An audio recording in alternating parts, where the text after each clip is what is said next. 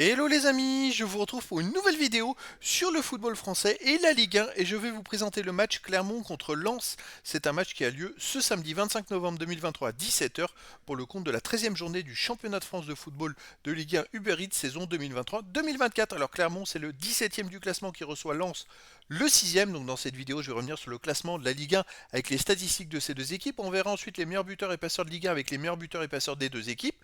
Puis on enchaînera par tous les résultats et stats de tous les matchs joués par ces deux équipes, avec les résultats et stats de Clermont à domicile, les résultats et stats de Lens à l'extérieur, et on terminera par les compositions d'équipes et tactiques éventuelles, ce qui nous permettra d'avoir une idée sur une tendance sur cette rencontre. Alors pour ceux qui souhaitent voir ce match à la télé, sachez que vous pouvez le voir sur Prime Video.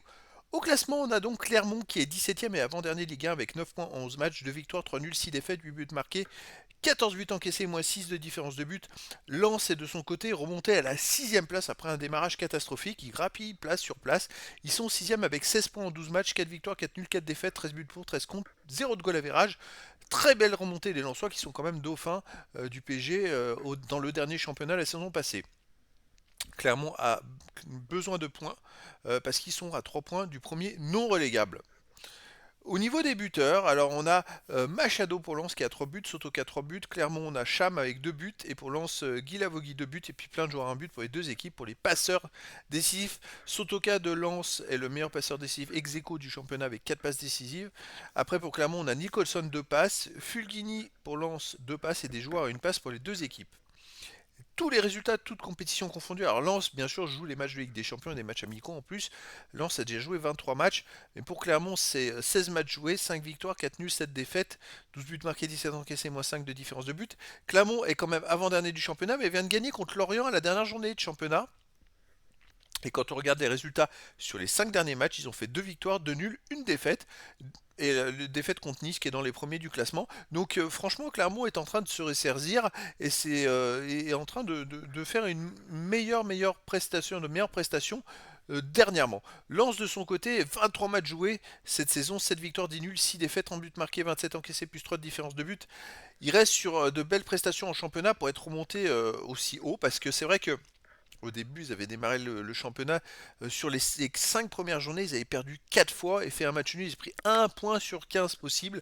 Et ils sont remontés à la 6e place. C'est assez exceptionnel quand même. Derrière, c'est vrai qu'ils ont enchaîné quand même beaucoup de matchs sans défaite.